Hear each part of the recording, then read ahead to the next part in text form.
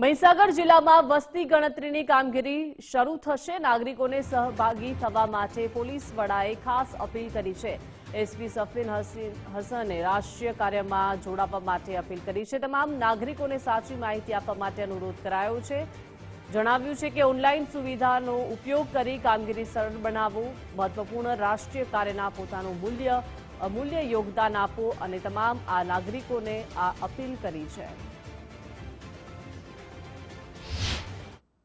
વસ્તી ગણતરીની શરૂઆત ગુજરાતમાં થવા જઈ રહી છે 1 જૂન 2026ના રોજથી। આ વસ્તી ગણતરીમાં આપવામાં આવતી તમામ માહિતીનો ઉપયોગ ગુજરાતના અલગ અલગ વિસ્તારના વિકાસના કામો અને એના આયોજન માટે થનાર છે, જેમાં આપણી સૌની જવાબદારી છે કે આપણે સૌ સાચી, સચોટ અને યોગ્ય માહિતી સરકાર સુધી પહોંચાડીએ।